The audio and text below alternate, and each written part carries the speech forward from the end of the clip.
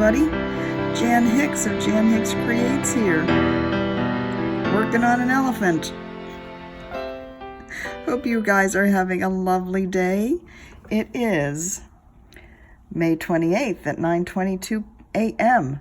79 degrees so far here, going up to 84. Another beautiful day in paradise. What can we say? So again, I hope this is Tuesday. We had a long weekend here in the United States, so we're just coming back to a work day for a lot of people today. Of course, a lot of people do have to work on Memorial Day, so it's not necessarily a long weekend for a lot of people, but it was for Mike, and he is back to work today. And we had a very nice weekend. This video is both the Stitch With Me and my weekly Flosstube, so I can get everybody caught up with what I did over the weekend. The videos that you saw at the beginning were of our snorkeling adventure yesterday. We got our snorkeling gear the day before, but kind of ran out of time and oomph to actually get out any place. We like to go earlier in the day so that it isn't as crowded. Wherever we choose to go isn't as crowded with tourists quite yet. So yeah, by the time we got our snorkeling gear and had lunch, it was just getting insane on the North Shore. And of course, it being a holiday weekend added to that. So we went out yesterday. No, we got the snorkeling gear Sunday because yesterday was Monday. See, long weekends totally screw me up.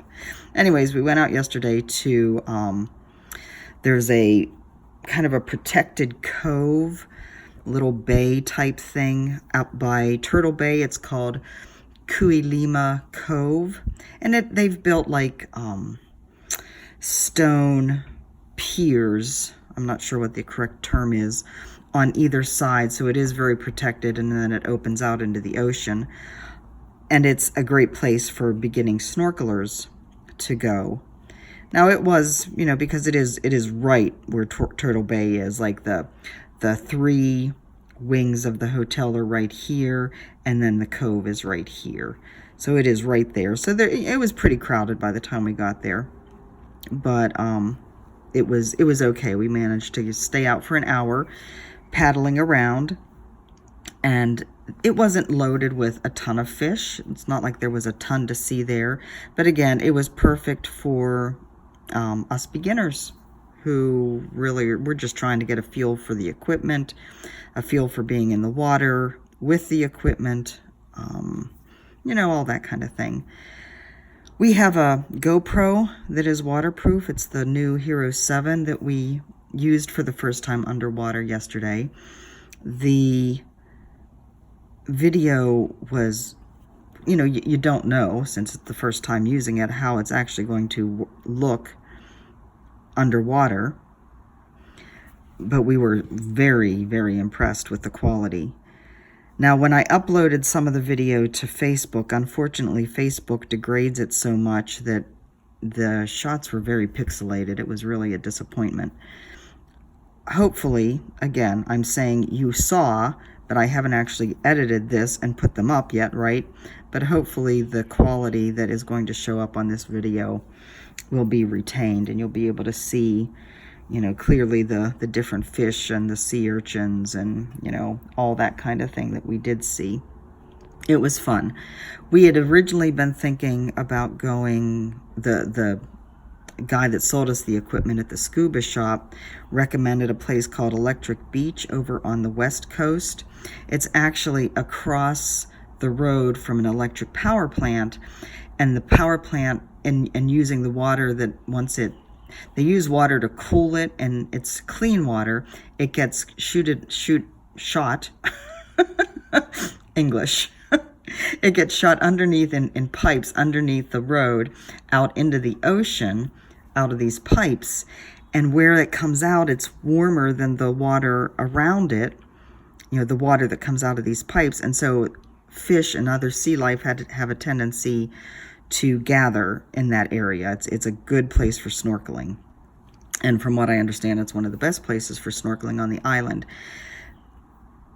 The downside is you do have to swim out quite a ways to get to where these pipes dump the water out, and you have to swim out over the swell to to where the sea life is. Now, with my back hurting like it does, and the fact that we really haven't done much swimming in a while, and our first time out with the gear, we were going to go there, and I was like, I just don't think that's a good idea. So we will get there eventually. We will get to all the different places here and on the other islands eventually. But anyways, I hope you enjoy that tiny little look at the sea life in the waters here. We saw some colorful ones, so it was fun. And the sea urchins, holy cow. You wouldn't want to go out there in the water without foot protection. No way, no how. So let's see, what else do we have to talk about? Let me do some counting here first. All right, so I have a few more comments from people to share with you, and some questions that I wanted to kind of bring up and get the hive mind input on it. So first, more on the bags. And I hope this isn't like beating this subject into the ground, but so many people have great tips. So Jean commented, as many other people have, about, don't keep your projects. I guess the key when using vinyl bags is don't keep your projects in them for a great length of time, and store them in cool, low humidity areas, which is rather difficult for me in Hawaii, because unless we run the air conditioning all the time, which we will not do, of course it depends on how hot it gets in the summer. We don't know yet. But anyway, try and keep them in low humidity, cool places. But what she also added was, and I thought this was a great tip, when she buys fabric, she takes it out of whatever bag it may have come in. She serges the edges if needed, staples the fabric info onto the edge, like if there's the selvage or whatever, and then she stores the fabric in a cotton pillowcase. Now, somebody, I think it was on one of the Facebook groups, I don't remember, Stitching with the Housewives, Friday Off the Grid, somebody asked if anybody had good tips for storing fabric. There's a lot of tips out there for how to store our floss and how we might store our patterns. But how do you store fabric? And I think this is a brilliant idea. Store it in a pillowcase and write with a Sharpie on that pillowcase which count it is. So have a separate pillowcase for every count of fabric. So then, or if you wanted to sort it by color, if you don't care about the count and want to sort it by color, or by dyer, sort it that way, have a separate pillowcase for each, and then whenever you come to start a design, you want 36 count, you can pull that out. I think that's a brilliant idea. Right now, I just have 2 piles of fabric, one of 32 and below, and one of 36 and above. So I like the idea of having it a little bit more divided up. As I said, I am working on an elephant today. Today I'm working on Pretty Little India. So what I have so far is just kind of some of the base borders, a little reflecting pond here in front of the Bahia Temple, the reflecting pond going up to the Taj Mahal, which will be up here. I decided though, for Stitch Mania, I like to work on specific little areas to see if I can kind of have a goal and reach a goal for each day of Stitch Mania. So here's Pretty Little India. I was originally working kind of straight up the middle column.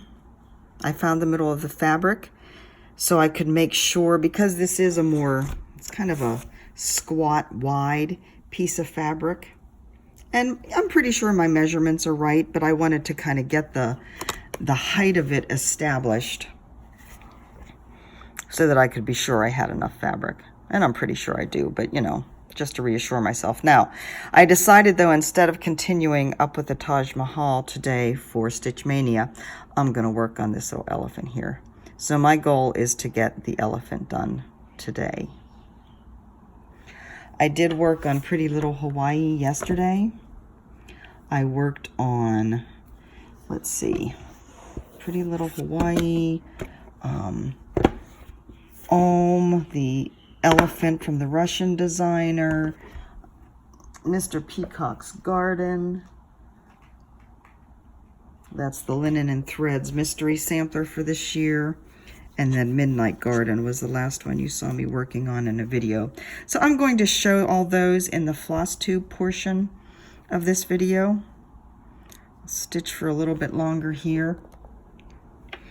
And then rearrange myself and get going with Flosstube. So a couple other things to bring up. One of our, okay, let's see. Oh, yeah. So another great tip from somebody. For those who may have switched away from bobbins to other ways of storing your floss, if you have a lot of those plastic bobbins laying around, if you didn't throw them away, or if you're in the process of switching over, or if you just want to buy them because they are fairly inexpensive, Danette suggested, what she did is she switched from plastic bobbins to the thread tux bags that I use. And she uses the plastic bobbins as her tags for her project bags. So she writes on it. And I assume that the writing can then be removed, like with a cotton ball and alcohol ink or something, as long as you don't use, a Sharpie. Boy. Again, English today. Struggling with those words. So I thought that was a brilliant idea. The other thing she does, and I don't know whether she has totally adopted my way of storing, but she says what she does also with the bobbins is when she takes one of her bags with her floss off of the hook that it's stored on, she writes that color number on the she writes the name of the project on the bobbin and puts that on the hook, so that if she's looking for that color for another project, she can look at that hook and see where it is. And I think that is absolutely brilliant. I don't have any bobbins, but it might convince me to go buy some, because like she said, they are fairly inexpensive, and you can get, if I recall correctly, you can get bags of them at like Michael's and Joann's and that kind of place. I assume Hobby Lobby too. I don't know whether Ben Franklin has them or not. Let's see. A couple other cotton bag makers, all fabric, So Much to Love. I had totally forgotten about them. I don't own any of their bags yet, but hopefully I will get one soon. And Pumpkin Hollow Quilts is another company that makes all fabric bags. So I think that's all on the bag info for now. I'm having a hard time finding that upper hole today. So another topic. Rita had a question about finding the center. She's a newer stitcher, and she has found that even though she thinks she's being careful with finding the center, she always feels like she's off a row or two. Now I responded, I said a row or two, if you've left 2 or 3 inches around your design, being off a row or two isn't a big deal. That's not enough to mess things up. But she really wanted to know if I had any tips for finding the exact center. The way I've always found the center is fold the fabric in half, fold it in half the other way, stick a pin in. It's never going to be exact because you don't know, what if you're using the edges to fold it, your edges may be off one way or the other, going slanted or crooked or whatever. So there's really no guarantee that doing that method is finding the center. Now you could count but who in the world is going to do that? So I would love to know if any of you have suggestions on a different way to find the center. Yeah, are there other ways out there that I'm not aware of? So I would love to hear if you do something differently to find the center.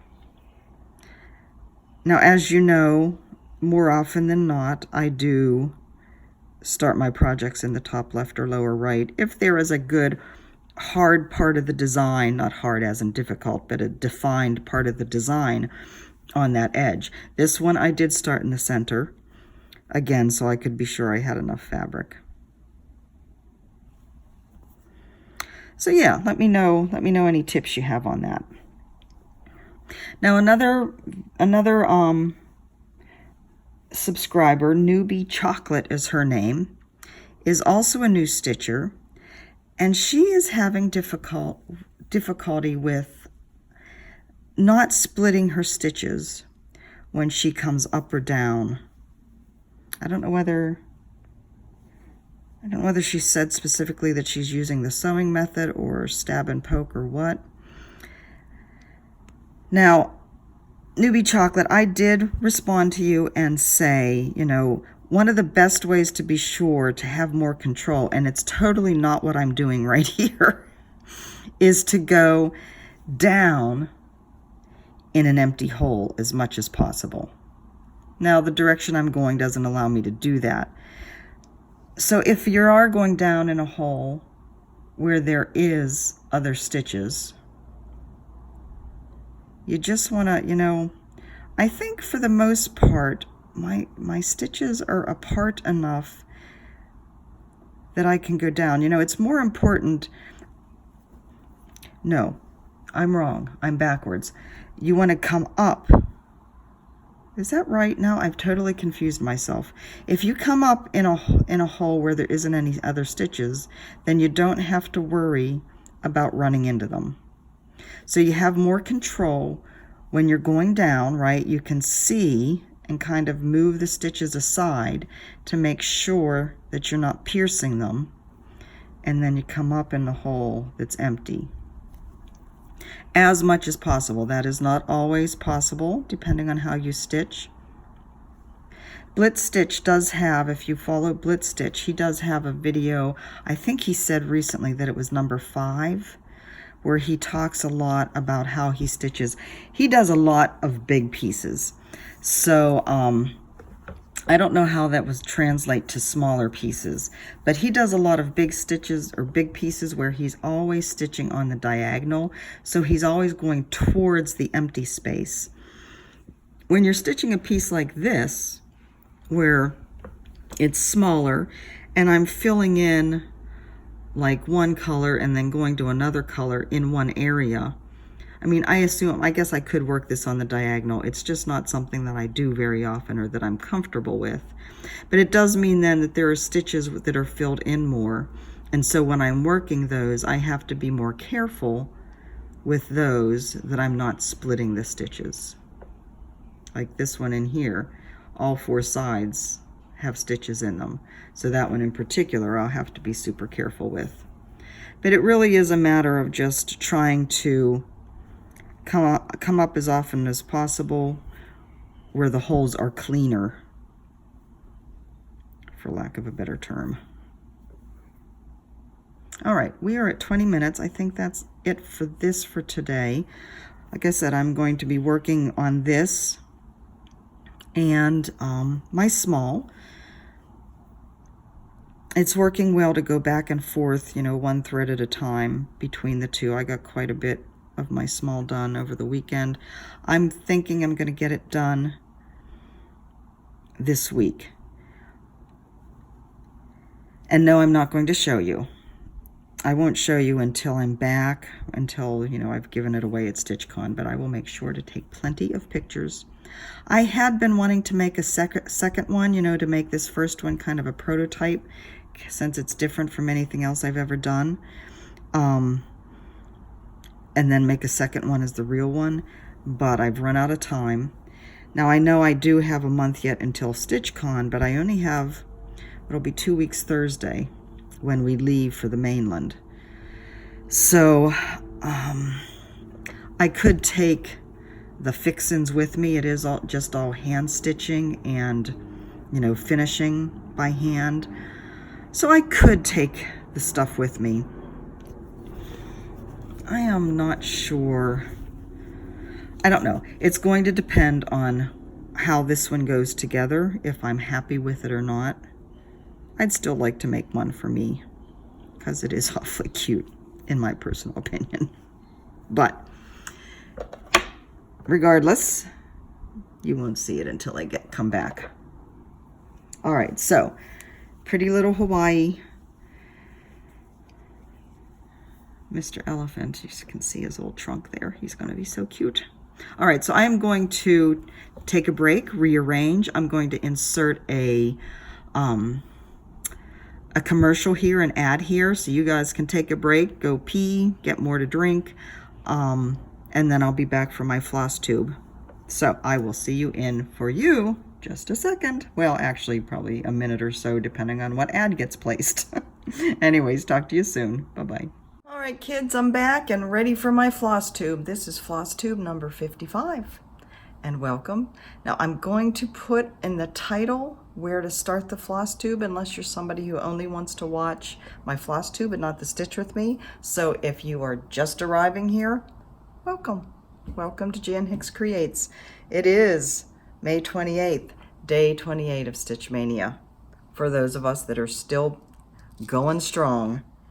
It's now 9:53 and 81 degrees here in my little corner of Oahu, and I am glad you are here. I've had a lot of new people subscribe to my channel, and I hope you are finding it a welcoming place, a helpful place, a place full of joy, and a place full of laughter, because Lord knows I love to laugh. And I love to laugh at myself. There's a lot of that goes on. So, Stitch Mania, still going strong, although I am rethinking things a bit. I went through this morning and knocked some things again off of my list. I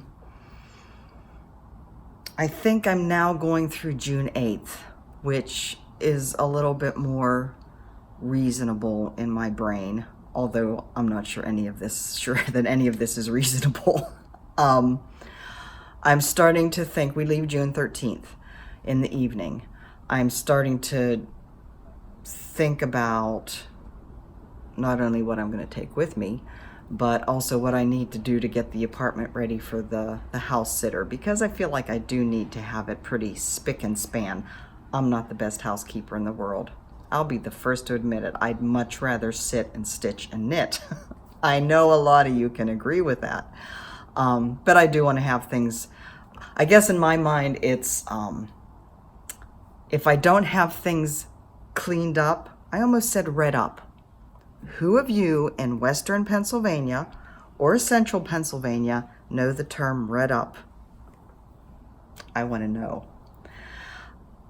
Because if I don't have it to a certain level of cleanliness, then she's going to think she can leave it at a certain level of non-cleanliness. Does that make sense? And also, it just wouldn't be right to, I mean, like I said, I'm not the best housekeeper in the world, but I'm not what's the word? I don't know. I keep her fairly well cleaned up, except for the cat fur. I'm sure she can understand that, though. Anyway, so I'm starting to think about all the things I need to do before we leave. But on that note, thinking about what to take to StitchCon, I'm going to talk a little bit about that today, too. Yeah, so stitching. Let's get started. So what I'm going to show you is the Stitch Mania projects I worked on over the weekend. Since I didn't do any videos, I'll catch you up on that. I was blessed beyond words on, I don't know whether it was Friday or Saturday that all this came in. I did do a little video that for Instagram, an Instagram TV, and it's on my Facebook page, Jan Hicks Creates. But I'm gonna show you all that here. and go through it a little bit more. I don't want to go through all of it because that might take a while. And then some other just odds and ends that I got. So, Stitch Mania. The last project you saw me working on was Midsummer Garden by XG Design. This gorgeous, gorgeous piece. This is all her products, her fabric, her floss, her pattern. Duh, words. So many of you have looked for this pattern on her Etsy store. She does not have it listed anymore, but it is available. I will list in the link in the description box below all the different ways that you can get in touch with Jukas, either Instagram, Convo on her Etsy shop, or email directly. What she is doing is putting up special listings for each person who wants one of these, depending on what you want. So your choices are a full kit, fabric, floss, and pattern. The PDF pattern, the printed pattern, just the pattern and fabric, maybe just the pattern and floss. So you have all the different choices. And so what she does, you get in touch with her and let her know which one you're interested in, what count of fabric, all of that, and then she will make a special listing for you to purchase it. So my goal was to just do this little flower here, and so that's what I got done. So pretty. I did have time to, like, if I wanted to work on more of the border or something, but I decided to just spend the rest of the day working on my small, so that's what I did. So the fabric is called Rocky Mountain. It is a kind of a special one of hers. It's a gorgeous mottled gray, and it's just the perfect backdrop for all these purples and greens. This is just a lovely piece. So anyways, I will put Jukas's contact information in the description box below if you are interested in that. Next, I worked on a Peacock's Garden. This is the Linen and Threads Mystery Sampler for 2019. I am only on, as you can see, working on the outline, which was the February piece.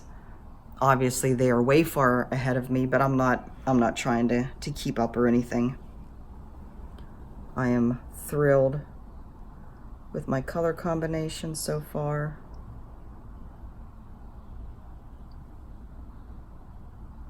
And we'll continue this as time allows.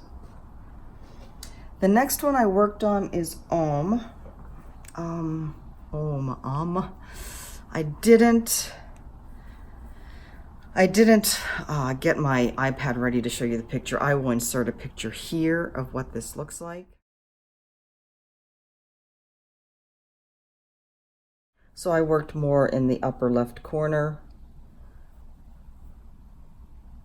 of Mr. Elephant. This is stitched on 28 count dense fog Jobelin. The peacock is a mystery stash. A Midsummer Garden, that one I'm doing on 36 count. That's what that Rocky Mountain fabric is. This is a 36 count as well. It's something I had in my stash. It's a mystery linen of a gorgeous nature. Yesterday, I spent some time with Pretty Little Hawaii. So I'm working just down here on the bottom on the whales.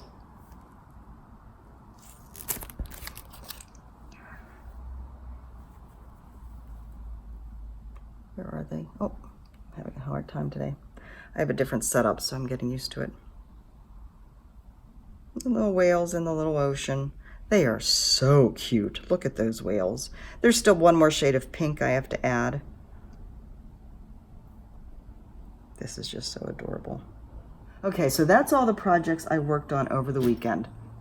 Like I said, today is Pretty Little India. And then I don't know what tomorrow is. Goodies.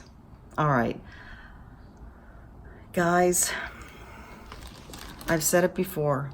I'm sure I will say it many times again. The generosity of this community is overwhelming. I was in tears when I was filming the video for this because I wasn't expecting this. Pat Childress. Well, first, let me back up. The first box I opened was from Raquel, Mrs. Sadis. Now, she had mentioned that she wanted to send me some goodies because I've sold a lot of silk for her, right? I've promoted her quite a bit, and she appreciates that. So I was expecting some goodies. What I got was the most beautiful bags of silk I have ever seen. So there were 3 bags,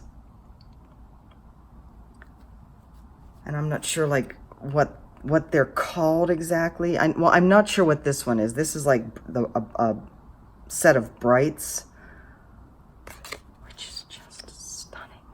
And then there was, and these are all messed up, so please forgive me for, please forgive me for bumping you. Please forgive me for the jumble that these are. But the rest of them are her set of solids. And there's more solids here. I just don't know if I can hold them all. I think there's 10 or 11 in her solid sets. There goes one that's going to be covered with cat fur. Actually, there must be more because the solids just keep on coming. Maybe 20. I mean, it's the entire rainbow.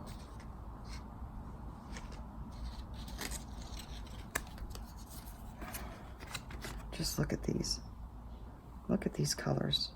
And then there's a poor little brown that fell. But wait, there's more.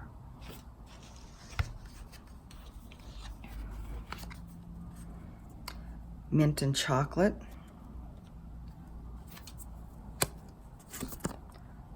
Damasco. Popcorn. I love popcorn. Rebecca. Rebecca is a really pretty mixture of blues and purples. Mojito. I have been thinking about getting mojito. Mojitos are my favorite drinks. Mojito. It is so pretty. And Supernova.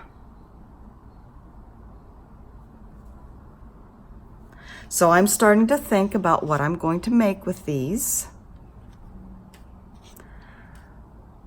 Part of me is thinking, wait while I use my toes to pick up the silk that's on the floor. Yay, see, pretty brown. Part of me covered with who knows what. One of the things I'm thinking about is Twisted Band Sampler. One of the rainbow samplers from Northern Expressions.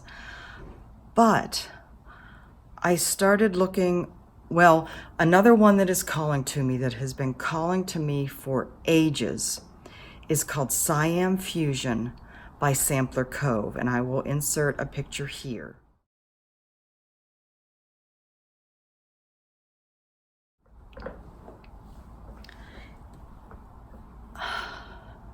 I don't know if I have all the colors I need. I would have to order the pattern. It is a $20 pattern. But that is first on my list. But while I was on European Cross Stitch, looking through all the Sampler Coves, I started looking through the other designers on there. Jan should probably Jan, actually. Jan Houtman, Houtman, has some amazing designs. The one that caught my eye the most, well, there's several, but the one that's at the top of the list is called Patchwork, and I will insert that picture here.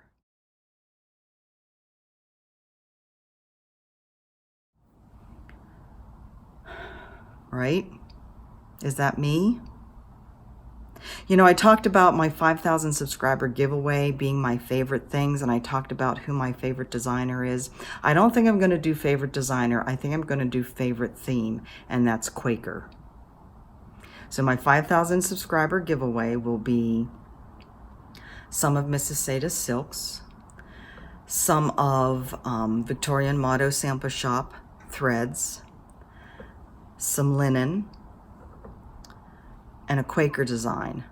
Now, I haven't decided whether I'm going to do all of those as separate prizes or as one great big prize. I don't know yet what to do. I have a lot of other things to give away too. I also got, I haven't ever showed this yet because Stitch Mania started. Back Quarter Shop has made these cross-stitch journals. I'm sure you've seen several people using them. They sent me 2, so I will be giving these away, and this will get put in one of the packages. So yeah, there's all kinds of things that I haven't settled on yet, but anyway, Quakers, my favorite thing. So I have like a Sound of Music theme going here with my Do Re Mi project, and then my favorite things for the giveaway. These are a few of my favorite things. So that will be happening in July. All right, so that was the silk. That came on the same day as this other bundle of goodness. So Pat Childress, and she gave me permission to use her name. Pat Childress reached out to me. She can no longer work on linen, and so she wanted to know if I would be interested in adopting the linen stash that she had left. And how can a girl say no? A girl who loves linen like I do. Yeah, there was no way. So I was expecting some odds and ends. What I got was a beautiful, beautiful mountain of fabric. I mean, some of this will be in giveaways. Some of it won't. And I'm just, like I said, I'm just going to go through real quick. I'm not going to show all of it, but there are a lot of big pieces. I think most of it is like 32-28. Most of it does not have tags, so I will need to go through and count and label. Gorgeous. I think this is like a vintage country mocha or something. It might be. I think Pat has a lot of the older, I mean, look at this. This is a full half yard. I think Pat has a lot of the older R&R Reproductions fabrics. This is just a stunning piece of fabric. So I think some of this might be that. This is definitely a hand dyed. Look at the modeling. Did you see the modeling on that? It's just gorgeous. But it doesn't have a label, so I don't know for sure.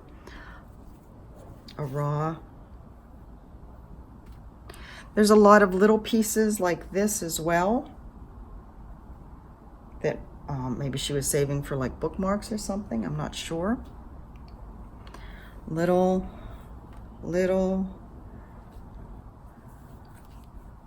I mean, just.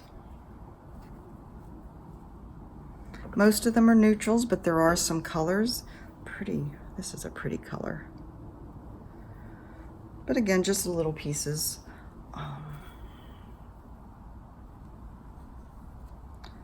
So yeah, when I have time, this is an even weave. Just little pieces. This is another gorgeous open, probably a 32. So I'm going, and look at this. I mean, look at this. This is Chocolate Truffle from R&R Reproductions. It's a 32 count, and it's a half a yard. Now she did cut a piece out of this, but look at the beautiful, beautiful linen. Plenty there to do something with. She has some little cuts that I think is also R&R Reproductions little cuts. Or maybe not, it says wee cuts on it. Nice for little ornaments. I think this is that same fabric of the big piece, some more of that, because again, the modeling. That's a pretty linen. More little pieces. This is another big piece of R&R. This is 18th century stone, again 32 count. It was a ½ yard. So again, she used a piece for something, but there is still a huge amount left.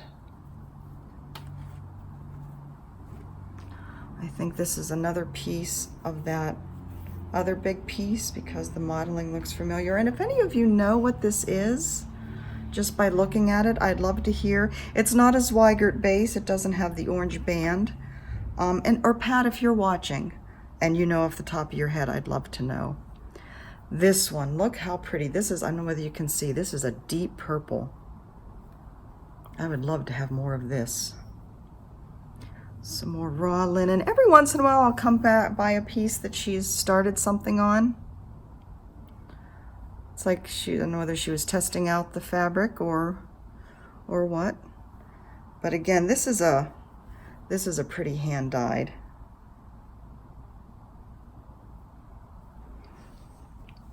This is a really nice even weave. Just a plain cream even weave, probably a 32 count. Has a really nice feel to it. So yeah, a lot of little odds and ends. Some with some interesting dye on it. Like these pieces makes me wonder if she was maybe dyeing some of her own. And it also makes me think these would be great pieces to practice dyeing on myself. Here's one that she started a project on. This is a 1/1. A bunch of little motifs, maybe. She did say that she did some designing and she included some of her own designs on here, so maybe this was a practice piece for her. There's another little piece that she just put some stitches into.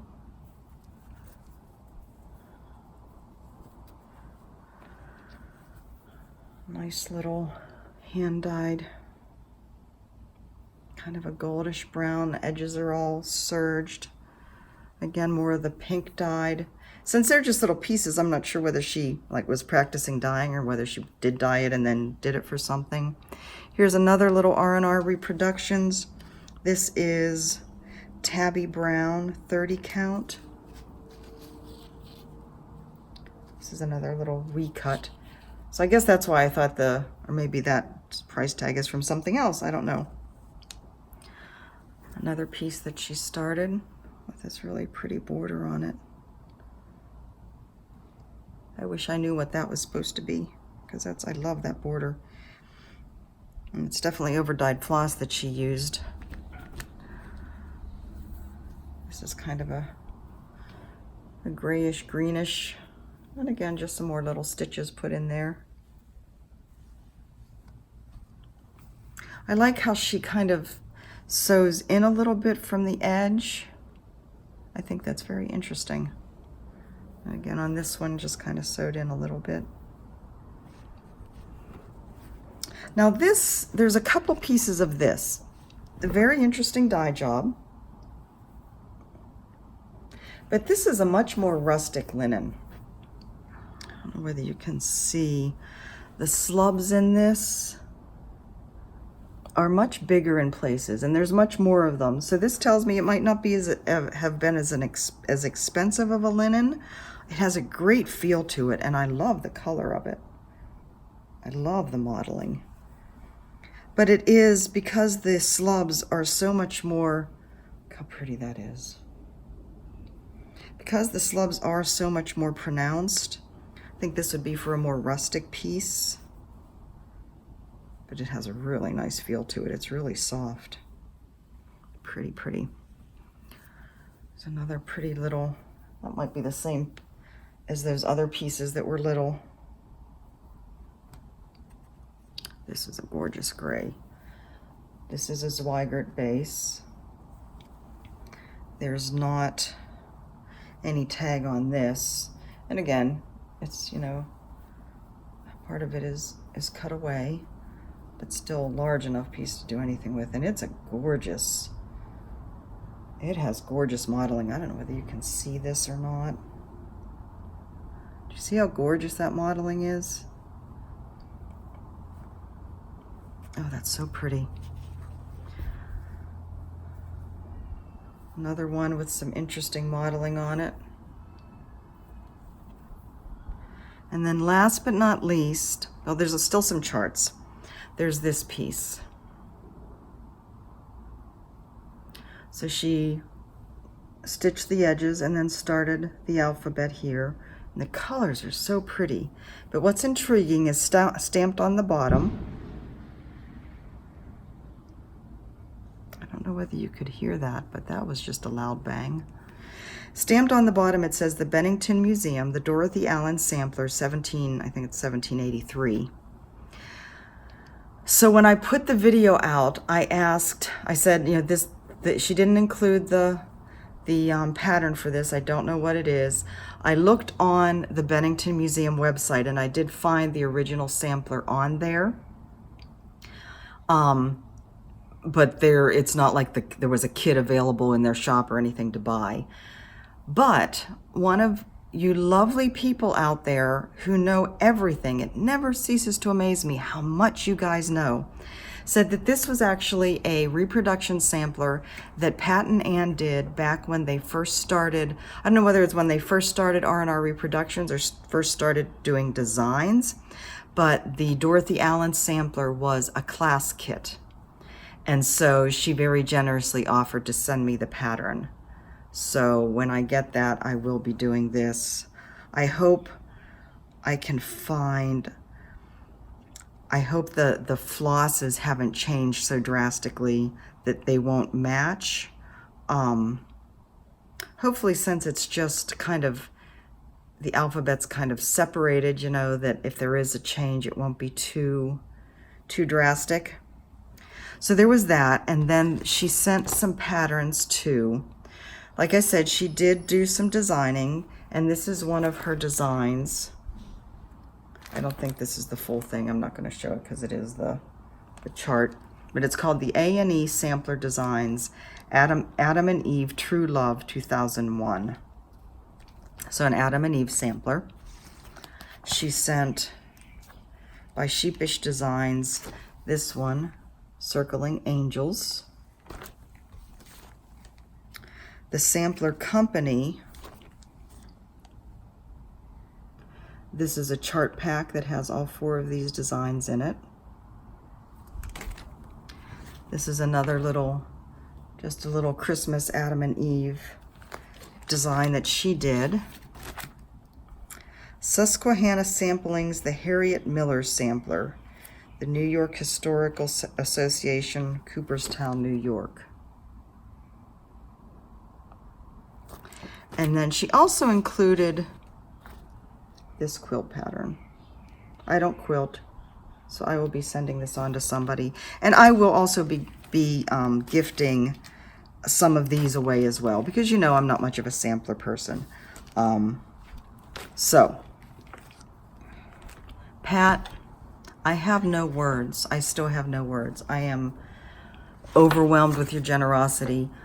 Like I said, I will be keeping a lot of this, but I will be passing the kindness forward as well, because yeah, it's a good thing to do, and I wanna spread the love.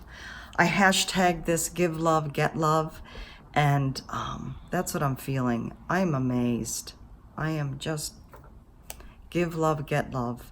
I had been Find Your Joy. I think now I'm Give Love, Get Love. Anyway, some other little bits and pieces that I wanted to show you. First, let me show this.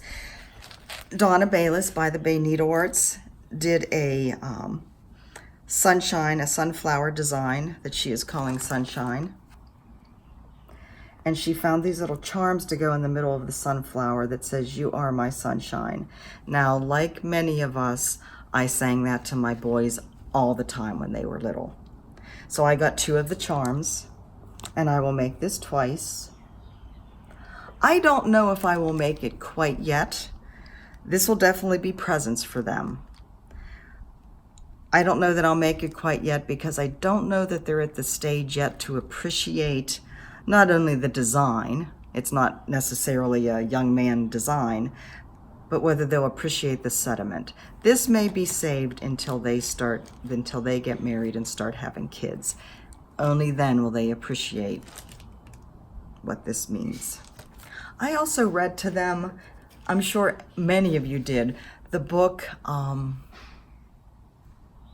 oh shoot, you guys know it.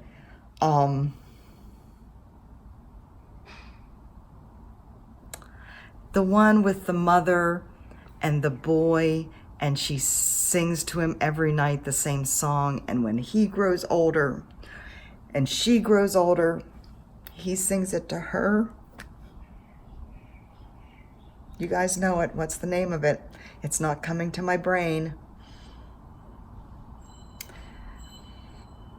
I could not get through that book either. When I would read it to them, Mike would have to finish reading it for me.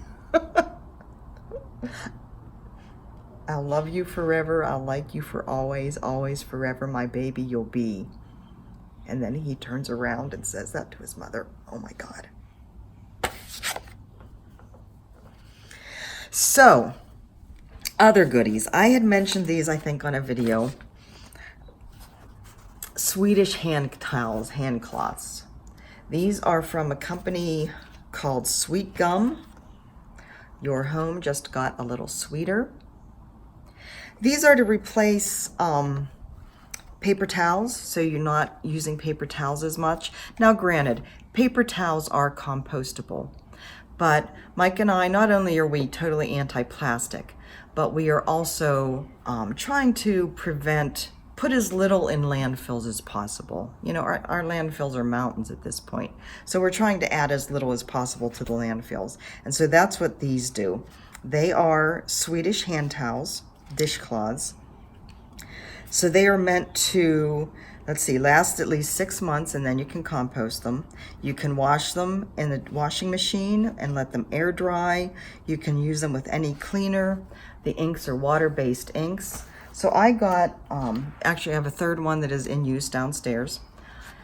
I got these 2 as well. So really cute little prints.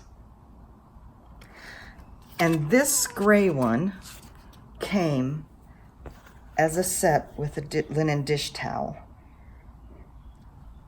Linen.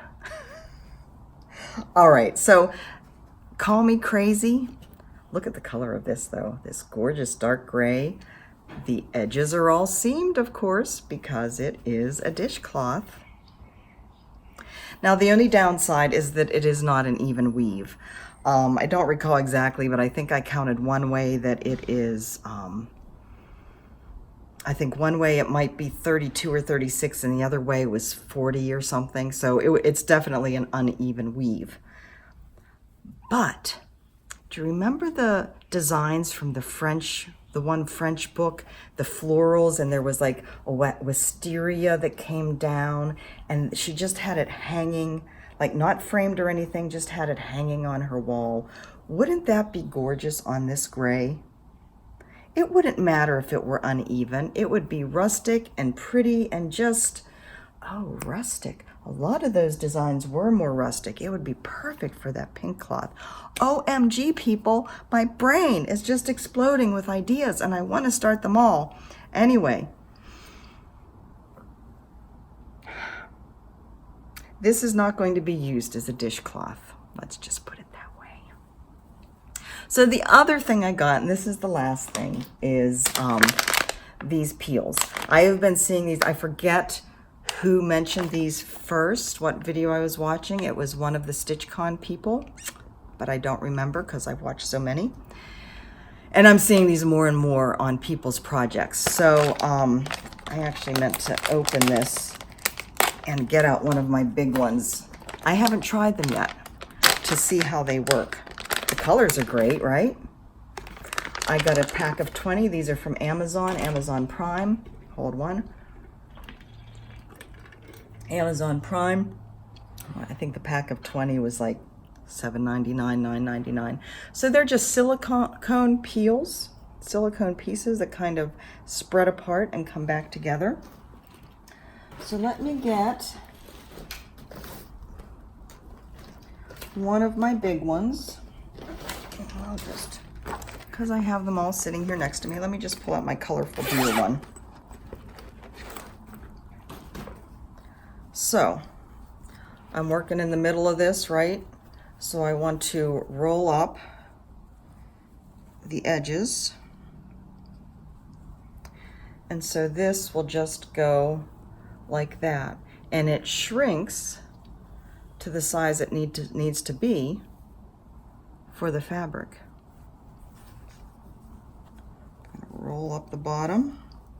Because one of the problems I have the most is where the juncture is between the rolled on the side and the rolled on the bottom. The hairpins that I have don't, you know, they don't clasp. Depending on how thick this can get, they don't clasp it very well. So let's see how this does. And of course, this is a small piece compared to Four Seasons, compared to Quaker Seasons of Friendship. So I'm just working to get this around the fabric.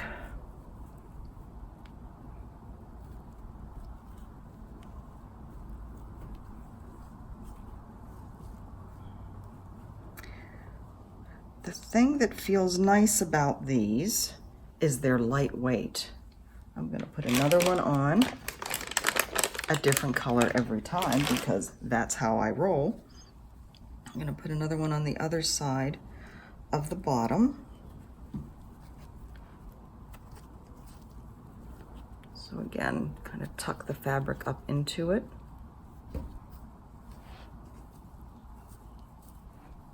And there you go. I like that. The other thing I like is, okay, so I haven't thought this through. I'm just talking, which is very unusual. I'm thinking as I talk. That is unusual for an introvert. So yes, I do have some extrovert tendencies. So I was gonna say, I could see holding this, putting my hands on this, kind of to keep my hands off of the fabric more, but that would get very tiring. This joint here would start to feel that, so that probably wouldn't work. So yeah, the placement of this will be important as to where I'm stitching and where my hand needs to be, but very, very lightweight. I do like these. So again, peels, you can get them on Amazon.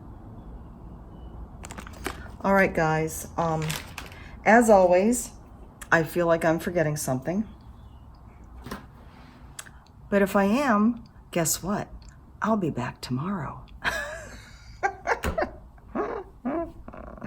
I don't see anything else laying here. Of course, I have a pile of fabric that's covering up everything, but that's okay. So, give love, get love. What an awesome expression is that, and how clearly have I seen indication of that. And you know, not only just from what I just got, but this sampler, I showed it and somebody said, I can send it to you. There were like 2 or 3 other things that same day of people reaching out and saying, I can help you with this. I can help you with that. I don't expect anything in return. The love just kept coming. And I can promise you, my love is going to keep coming. I am going to bless you guys, gift you guys, and spread the love. And I hope that you guys do too. I hope that you can feel the love. I hope you know that you are surrounded when you're having a bad day. You know that wave video I posted the other day? When you're having a bad day, just come in and tune into that and know that I'm sitting here just a few miles south of where those videos were taken, and I'm thinking of you and I'm loving on you. I love you guys. I'll see you tomorrow.